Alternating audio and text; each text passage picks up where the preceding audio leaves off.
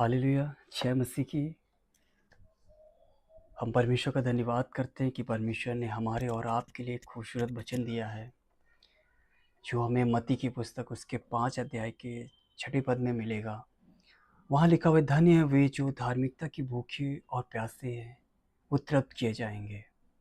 धार्मिकता के भूखे और प्यासे लोग, ये वो लोग होते हैं जो परमेश्वर की मर्जी के अनुसार जीने वाले लोग, उसके नियम का पालन करने वाले लोग, उसकी बनाई हुई व्यवस्था के अनुसार जीने वाले लोग। ये उसकी इच्छा का इंतज़ार करते हैं, और जब उसकी इच्छा को जान जाते हैं तो उसकी इच्छा के अनुसार अपने आप को समर्पित करने वाले लोगों को धार्मिकता के भूखे और प्यासे लोग कहा जाता है। हालेलुया!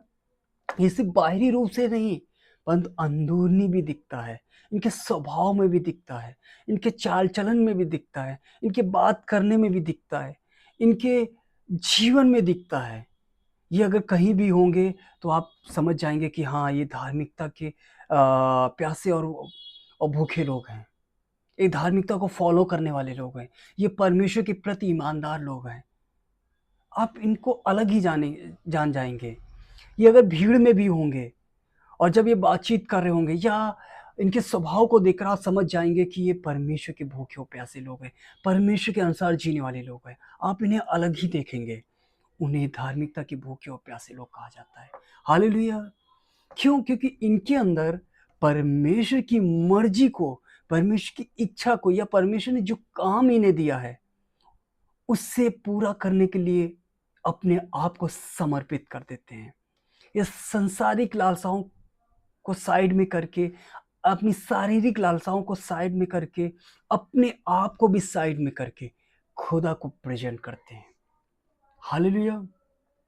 ये ऐसे लोग होते हैं जिनको हम धार्मिकता के भूखे और प्यासे लोग कहा जाता है। और बाइबल कहती है, धन्य वे जो धार्मिकता के भूखे और प्यासे लोग हैं, वो तृप्त किए जाएंगे। आइए एक वचन देखते हैं जो हमें यूहन्ना की पुस्तक उसके 4 अध्याय का 34 पद में मिलेगा।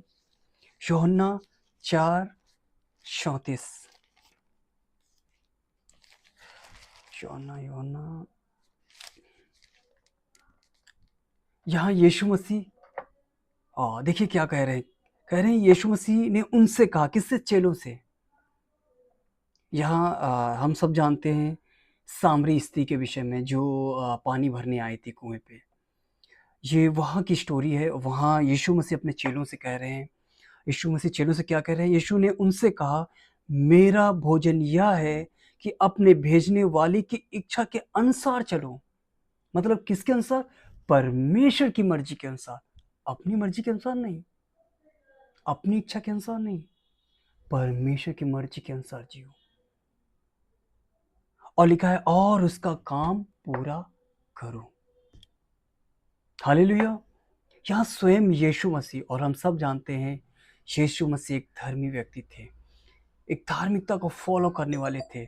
उन्होंने हमें धार्मिकता के विषय में सिखाया। एक सच्चे खुदा थे, और उन्होंने स्वयं कहा कि मैं क्या करने आया हूँ। उनके अंदर शारीरिक भूख नहीं थी, संसार की भूख नहीं थी, भौतिक की भूख नहीं थी। उनके अंदर भूख क्या थी? परमेश्वर की इच्छा को पूरा करने की। परमेश्वर ने जो काम दिया है, उससे उसके लिए अपने आप को समर्पित करने के लिए अपने आप को दे दिया, ताकि वो काम पूरी ईमानदारी के साथ पूरा हो सके। हालेलुया! ऐसे लोगों को कहा जाता है धार्मिकता के भूखे और प्यासे लोग। हालेलुया!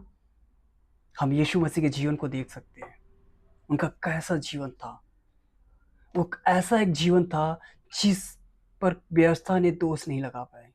जो व्यवस्था, ऐसा इस पृथ्वी पर कोई भी मनुष्य नहीं हुआ जिस पर व्यवस्था ने दोष ना लगाया हो। लेकिन सिर्फ एक यीशु मसीह ऐसे इस संसार में मनुष्य के रूप में आए जिन पर व्यवस्था कभी भी दोष नहीं लगा पाई। हालेलुया! इसलिए बाइबल कहती है, वो जाँचा तो गया मेरी तरह, परखा तो गया, वो हर एक रास्ते से गुज़रा, लेकिन उसमें दोष नहीं मिला। व्यवस्था ने बहुत कोशिश की, लेकिन उसमें दोष नहीं पाए। इसलिए उन्होंने व्यवस्था को पूरी रीत से कंप्लीट कर दिया। अगर इस पृथ्वी पर धार्मिकता की भूख और प्यास रखने वाला सबसे ज़्यादा समर्पित व्यक्ति अगर कोई था तो वो सिर्फ यीशु मसीह थे। वो 100% खुदा भी थे और 100% मनुष्य भी थे, हम सब जानते हैं। हालेलुया। ऐसे लोगों को धार्मिकता की भूख और प्यास रखने वाले कहा जाता है, जो अपने लिए नहीं जीते, जो अपनी मर्जी पूरा करने के लिए नहीं, इस शरीर की अभिलाषाओं को पूरा करने के लिए नहीं, अपनी आंखों की अभिलाषाओं को पूरा करने के लिए नहीं, जैसा चाहूँ वैसा जीने वाले नहीं, खुदा की मर्जी के अनुसार जीने वाले लोगों को धार्मिकता के भूखे और प्यासे लोग कहा जाता है।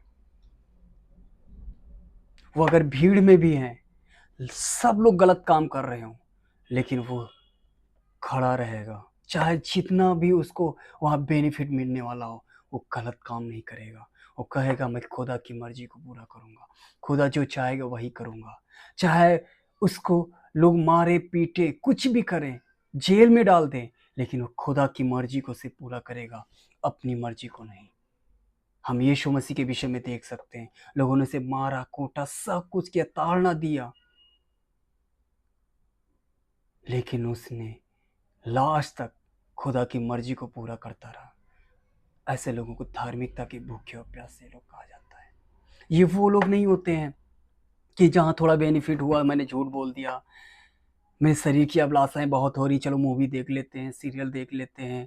आजकल तो जवान पॉर्न वीडियो भी देखते हैं, और नेटफ्लिक्स और इंस्टाग्राम पे रील और स्नैपचैट और बहुत सारे पता नहीं कौन कौन से ऐप्स हैं जिन पर पता नहीं क्या क्या करते हैं, और फिर चर्च जाके कहते हैं मैं एक धार्मिक व्यक्ति हूँ, मैं परमेश्वर के अनुसार जी रहा हूँ। ये मायने नहीं रखता कि आपने संडे के दिन कैसा जीवन जिया, मायने ये भी रखता है कि आपने 6 दिन कैसा जीवन जिया। क्या आपने 6 दिन खुदा की मर्जी को पूरा किया? जब स्नैपचैट आप देख रहे थे या वो जब ऐप ओपन किया था, उस पर क्या देख रहे थे? क्या यीशु मसीह का सुसमाचार प्रचार कर रहे थे, या यीशु मसीह के विषय में कोई बता रहा था वो सुन रहे थे, या संसारिक चीज़ें देख रहे थे? जब आप इंस्टाग्राम ओपन करते हैं तो आप वहाँ क्या कर रहे हैं? क्या खुदा की मर्जी को पूरा कर रहे हैं या अपनी अभिलाषाओं को पूरा कर रहे हैं?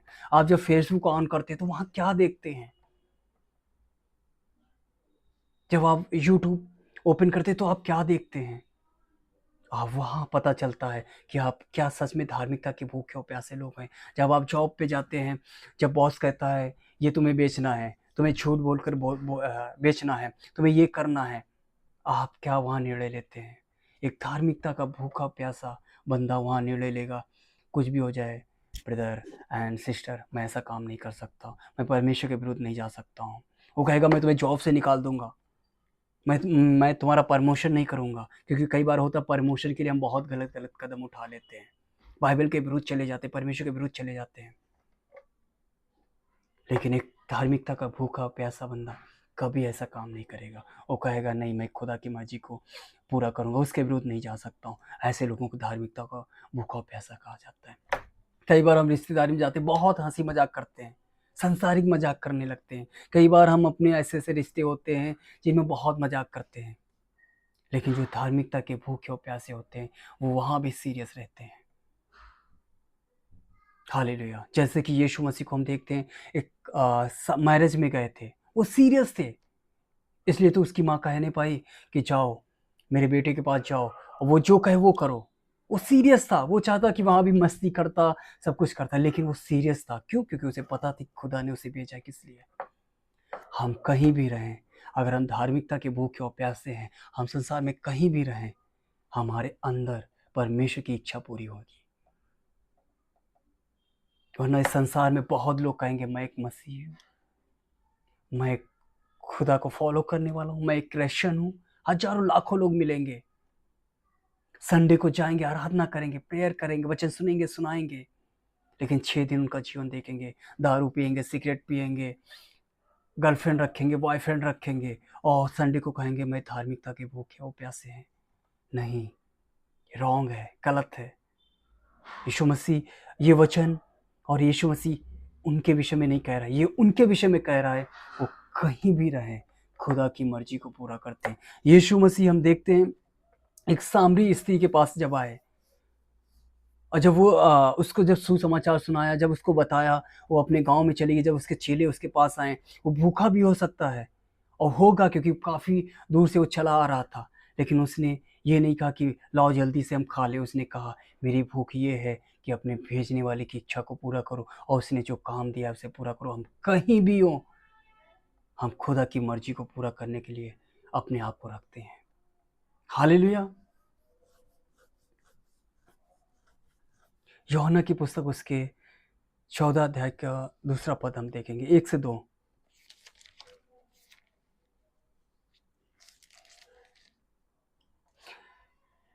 यूहन्ना 14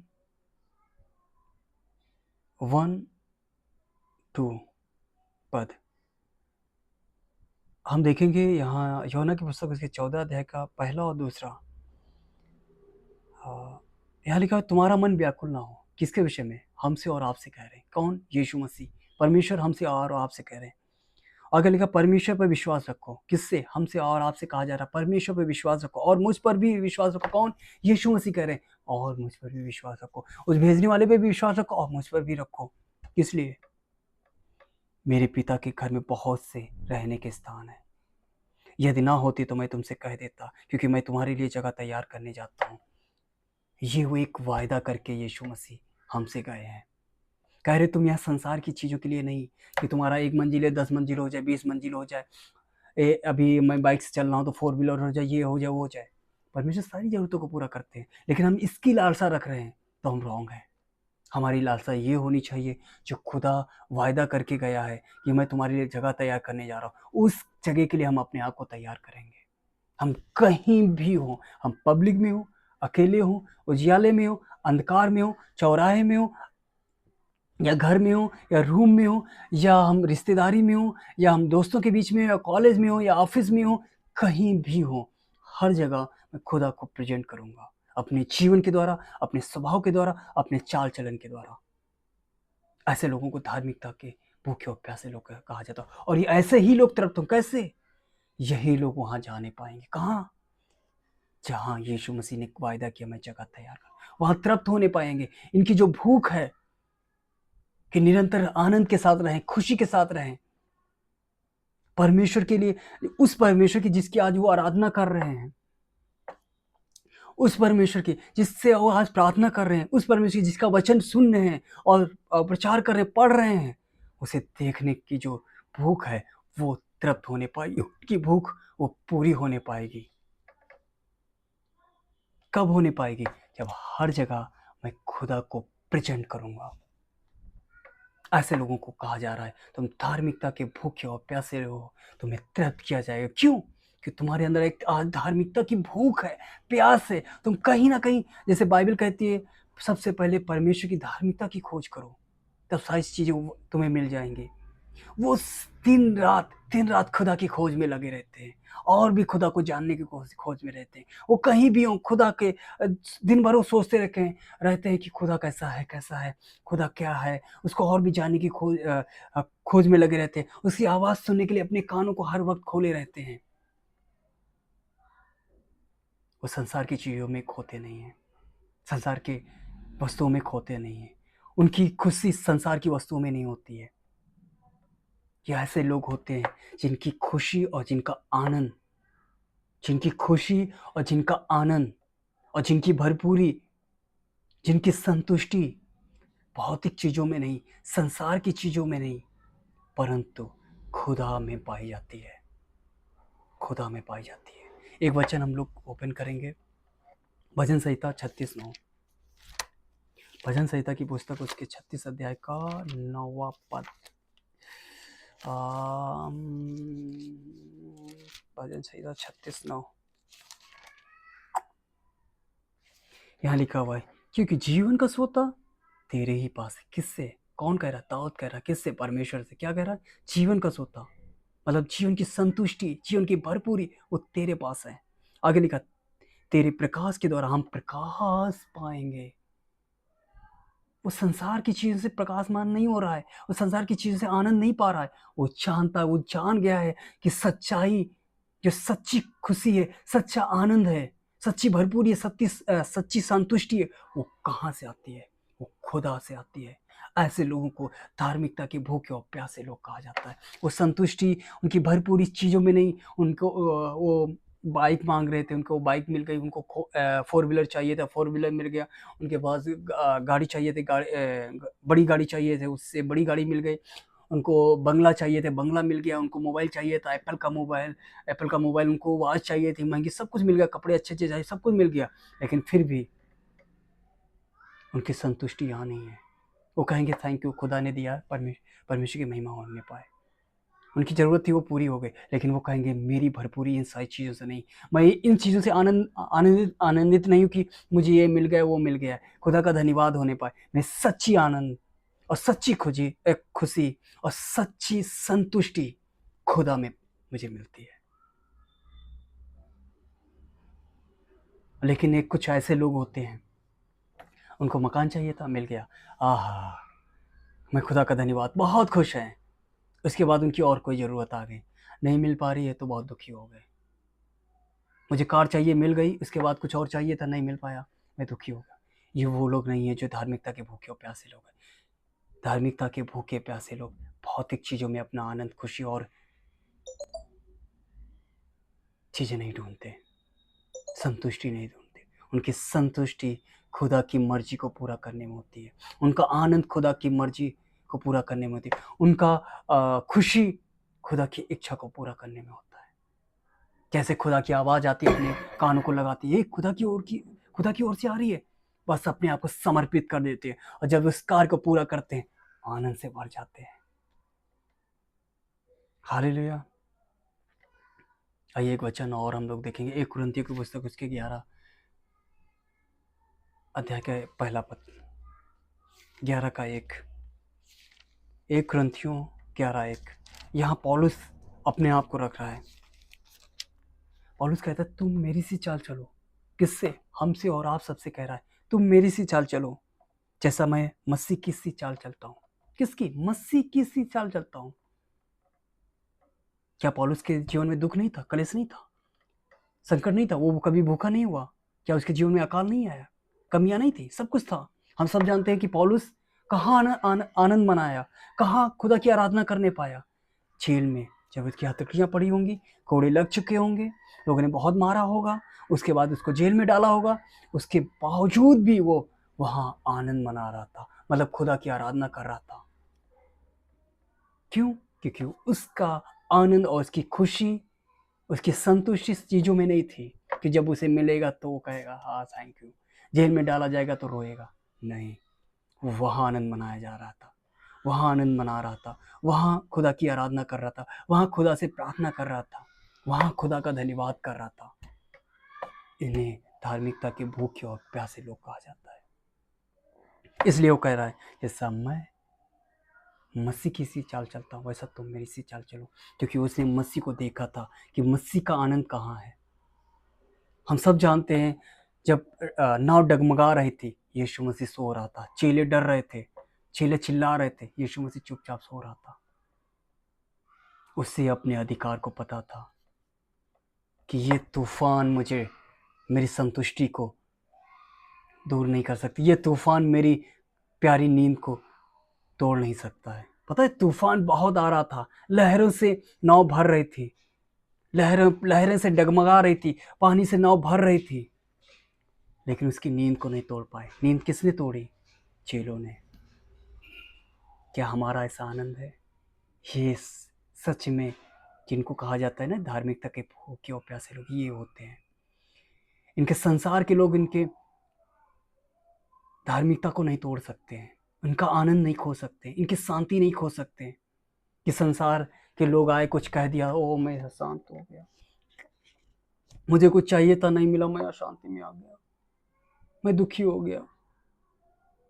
ये वो लोग नहीं, धार्मिकता के भूखे प्यासे ऐसे लोग होते हैं। वो कहीं भी छोड़ दीजिए, किसी भी स्थिति में हो, चाहे वो रेगिस्तान में हो, जंगल में हो, कहीं भी हो, वो आनंद के साथ अपने जीवन को बिताते हैं, क्योंकि उन्हें पता है उनकी भरपूरी कहाँ से आती है।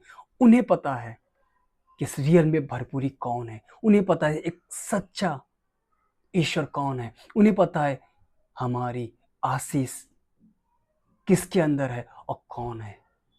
जान जाते हैं यीशु मसीह है। एक सच्ची आशीष, जो आशीष है वो कौन है? वो यीशु मसीह है। यीशु मसीह हमारे पास है, सब कुछ है। अब उनको कहीं से आनंद की जरूरत नहीं, क्योंकि अब आनंद उसी के अंदर से मिलेगा, यीशु मसीह से। हालेलुया। आइए एक वचन और, उसके बाद फिर इसको अंत करते हैं। हम प्रकाशित वाक्य की पुस्तक उसके 7 का 16 और 17 पद पढ़ेंगे। लिखा हुआ है, वे फिर भूखे और प्यासे न होंगे।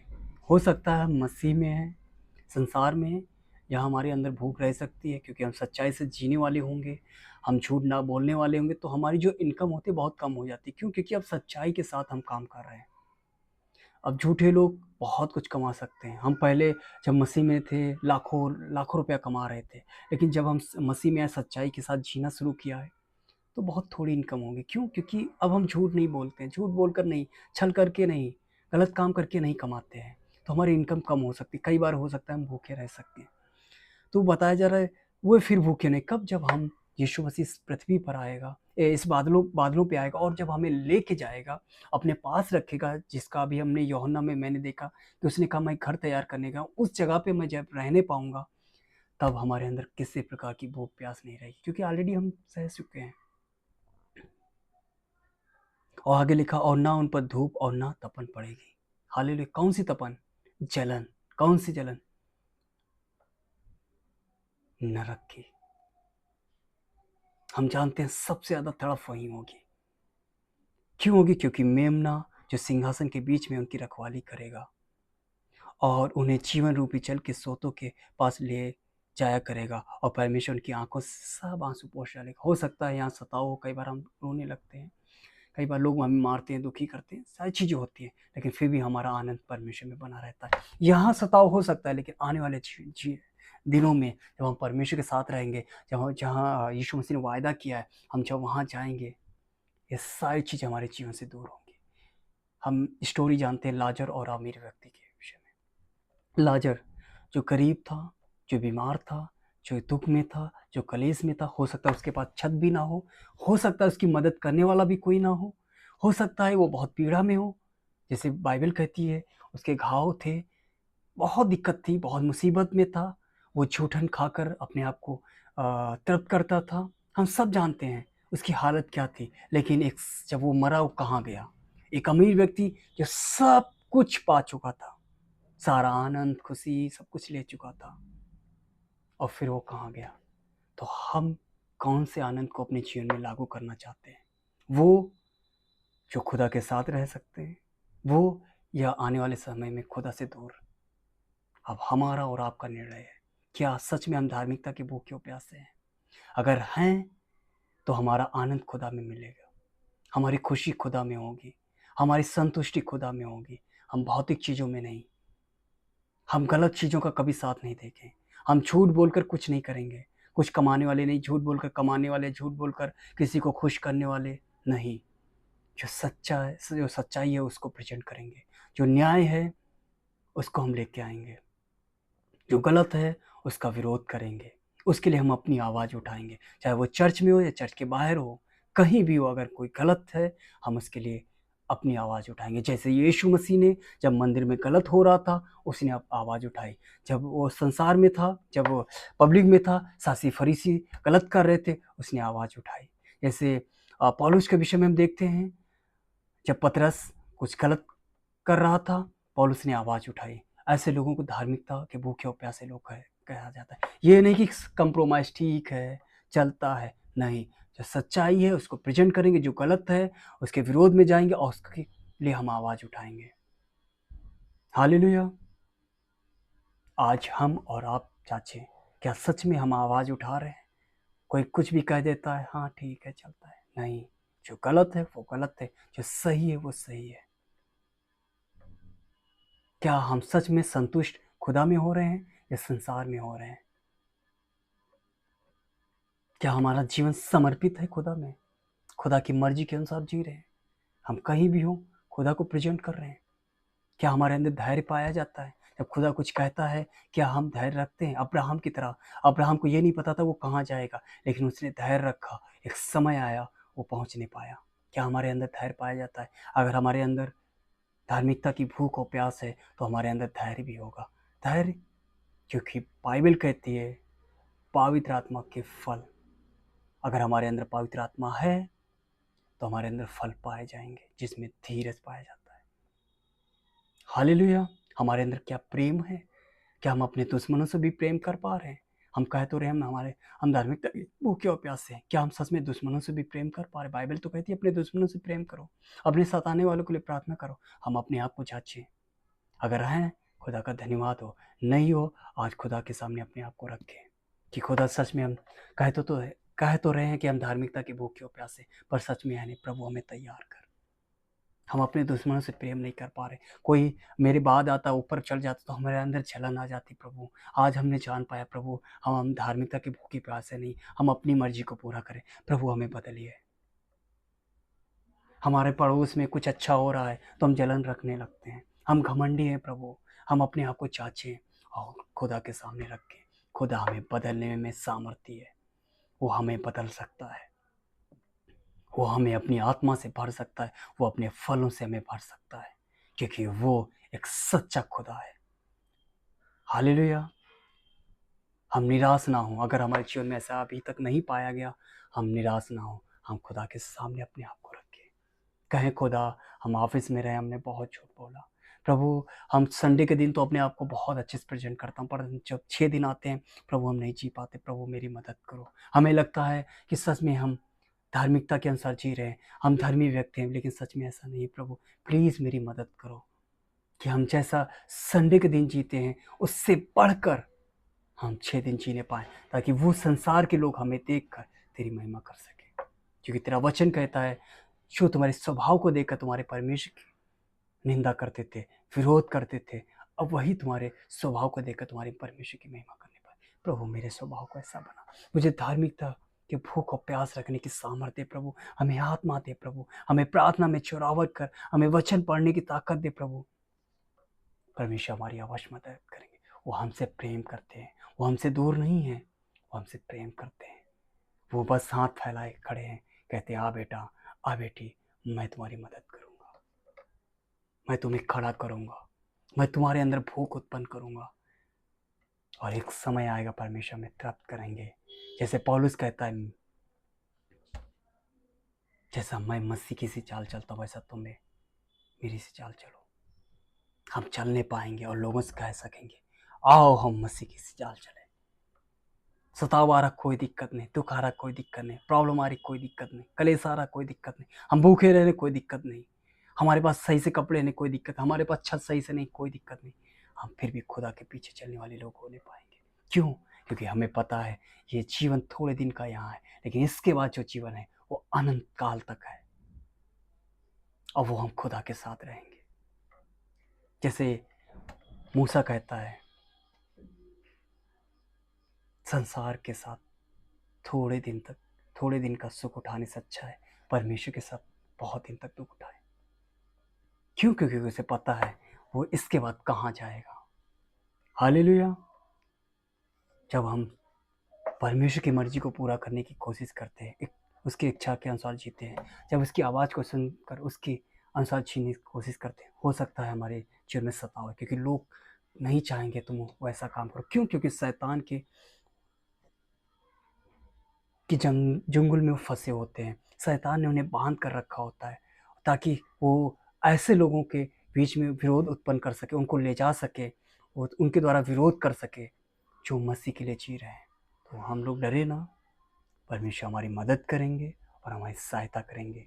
जैसे मूसा के साथ परमेश्वर रहे, बहुत सताव आया, बहुत कुछ कहा फिरौन ने, लेकिन परमेश्वर उसकी मदद करते रहे और लास्ट में फिरौन हार गया और इजरायलियों को जाने दिया।